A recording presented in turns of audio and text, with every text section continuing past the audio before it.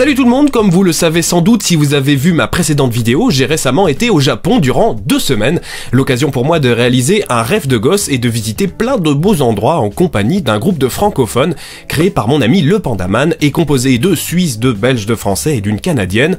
On dirait le début d'une blague, putain. Dès que j'ai foulé le sol de ce pays, après un vol de plus de 15 heures, j'ai été choqué, oui les amis, choqué. Le Japon est un pays incroyablement dépaysant, en un seul mot. L'occasion pour moi de vous raconter les quelques trucs qui m'ont surpris par rapport au modèle occidental. Voici donc quelques trucs intéressants que j'ai remarqués alors que nous déambulions avec notre petite troupe entre Tokyo et Osaka. Premier point, ça peut paraître con, mais vu que les Japonais n'ont pas du tout le même alphabet que nous et que leur langue n'a pas de racine latine, tu piges rien de chez rien à ce que les gens disent et tu ne comprends pas ce qui est écrit sur la plupart des panneaux et des affiches publicitaires. Heureusement, les gars ne sont pas débiles, les panneaux importants sont traduits avec notre alphabet et ça parle un petit peu anglais là où les touristes en ont le plus besoin, comme par exemple les transports en commun et les lieux touristiques. Mais en dehors de ça, les Japonais parlent très peu et souvent très mal anglais. Alors vous vous dites, ouais, c'est pas cool. Au contraire.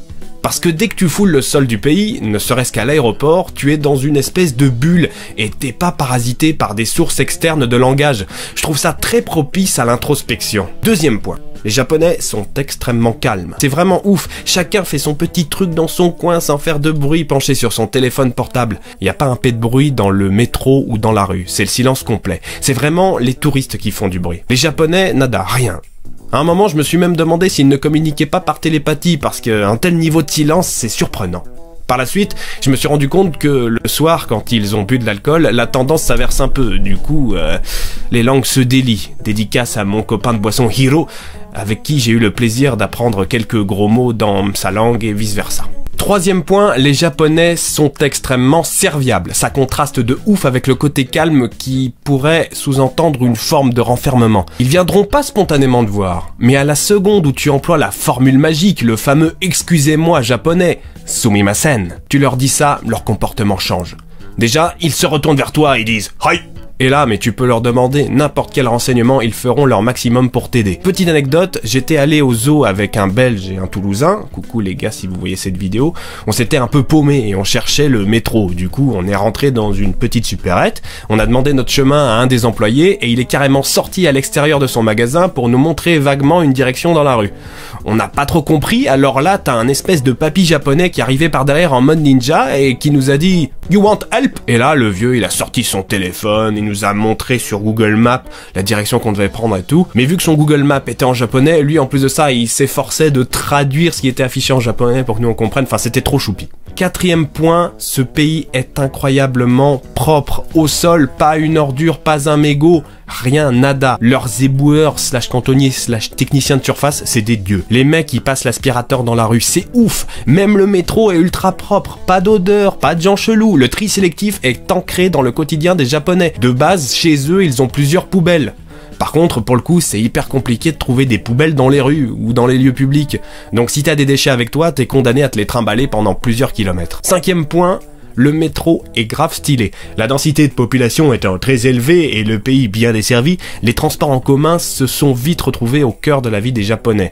C'est pour ça que le métro et le train sont souvent des trucs récurrents dans les animés. Prendre le métro au Japon, c'est pas désagréable. D'ailleurs, truc marrant, par rapport au métro qu'on peut avoir en France, les portiques ne sont pas bloquants, c'est-à-dire que quand tu passes les portiques, il n'y a pas de porte, c'est ouvert. En fait, tu passes une petite carte électronique devant un détecteur et tu peux y aller. C'est seulement si ta carte électronique ne contient plus d'argent que les petites portes vont se refermer et t'empêcher de passer. Truc très intéressant, avec cette carte, elle fonctionne comme un portefeuille électronique. Elle ne contient pas un abonnement ou des tickets, mais de l'argent. C'est comme une carte de crédit que tu recharges avec des billets. Avec ça, tu peux donc payer non seulement tous les transports en commun du pays, mais aussi de la nourriture dans certaines supérettes et des boissons dans les distributeurs. C'est très pratique. C'est basiquement du paiement sans contact, efficace et réutilisable à souhait. Autre truc intéressant, chaque station de métro dispose de ce qu'on appelle un chef de gare. Il y a un mec avec un sifflet sur chaque quai qui peut te renseigner et qui vérifie minutieusement que tout le monde a pu rentrer dans le train. Et oui, au Japon, si tu es sur le point de rater ton métro et que tu cours sur le quai, le conducteur peut être amené à réouvrir la porte pour que tu puisses monter. C'est stylé, non? Tant que ça retarde pas trop, bien sûr. Ça arriverait pas en France, ça. 6e point, il y a des distributeurs de boissons littéralement tous les 100 mètres. C'est incroyable, le business des distributeurs de boissons au Japon. Ça coûte pas cher et t'as vraiment une quantité astronomique de choix. Jus de fruits au goût chelou, eau aromatisée au goût chelou, café au goût chelou, chocolat chaud et autres soupes au goût chelou. Oui, ils aiment bien mettre des arômes dans absolument tout. D'ailleurs, c'est vachement plus difficile de trouver une bouteille d'eau simple, sans goût, qu'une bouteille d'eau goût yaourt. Je sais pas, c'est un peu space. Et truc intéressant, les distributeurs de boissons distribuent aussi des boissons chaudes. Mais ça marche pas comme en France, hein. C'est pas genre un gobelet qui tombe et qui commence à se remplir. Non, non, non, non, non, ça serait trop long. Les canettes de boissons chaudes sont maintenues à température d'environ 40 degrés dans les machines, puis tu les as direct, quoi. Tu payes, pouf, ta boisson chaude tombe directement, c'est hyper rapide. Et bien entendu, comme dit précédemment, tu peux payer avec la petite carte électronique qui sert de portefeuille. 7e point, manger au Japon, ça coûte vraiment que dalle. Là où en France, si tu veux te faire un bon gros resto, faut compter minimum 20 ou 30 euros. Au Japon, pour moins de 10 balles, tu peux te faire un repas complet et être rassasié. Au Japon, à part quand tu as une famille et que tu vis dans une maison et tout, une grande partie des gens mangent à l'extérieur. La plupart des Japonais ne cuisinent pas et n'ont d'ailleurs pas de cuisine. Tu peux facilement t'acheter des repas complets pour 3 fois rien dans des supérettes. C'est ce qu'on appelle des bento, on pourrait comparer ça à un panier repas. Ils sont la plupart du temps préparés sur place et s'ils ne sont pas vendus dans la journée, ils sont jetés. Tu peux même acheter des brochettes et du poulet frit prêt à consommer au magasin. Juste derrière les caisses, il y a des friteuses et des fours. La bouffe est vraiment succulente, même un sandwich à la con acheté en magasin de type Sodebo est vraiment très goûtu au Japon, j'étais agréablement surpris. Faut dire que le secteur agroalimentaire privilégie le local. C'est assez difficile de trouver des produits occidentaux au Japon, genre si tu veux du Nutella ou même du beurre président, ça coûte un bras, donc ça se vend pas. 8e point, il y a du Wi-Fi gratuit presque partout et le pays est à la pointe en termes de télécom. Le débit moyen au Japon est le 2e mondial, juste derrière la Corée du Sud. D'ailleurs, les forfaits les moins chers pour les mobiles incluent uniquement un équivalent de la 4G de ce que j'ai compris. Si tu veux faire des appels et des SMS standards, ça coûte plus cher qu'utiliser des applis avec de la 4G, contrairement au modèle qu'on peut avoir en France, où c'est la data qui coûte cher et où les appels et SMS sont illimités. 9e point, presque tout se paye en liquide au Japon. Ça, c'est un des trucs qui m'a le plus surpris parce que pour le coup, j'étais vraiment pas au courant de ça. Contrairement à chez nous, où presque tout le monde utilise sa carte de crédit H24, au Japon, tout le monde se trimballe avec du liquide. Et la plupart des commerces et restaurants n'acceptent pas les cartes de crédit. Du coup, tu peux retirer de l'argent un peu partout, même dans les supérettes. Au Japon, les cartes de crédit servent surtout de cartes de retrait. Au final, les Japonais les utilisent pour retirer de l'argent et ensuite vont faire des achats avec cet argent. Du fait de l'omniprésence du liquide, les caisses des commerçants, elles calculent et rendent automatiquement la monnaie la plupart du temps, et ça va super vite. Et en parlant de monnaie, la pièce de 1 yen est une saloperie, ça vaut littéralement que dalle, et ton portefeuille finit systématiquement par en être rempli. Au Japon, ils n'ont pas d'équivalent au centime. Du coup, 1 yen, ça vaut 0,007 euros. Le billet le plus élevé au Japon, c'est celui de 10 000 yens. Il vaut environ 70 euros, et il n'y a que des billets de 10 000, 5 000...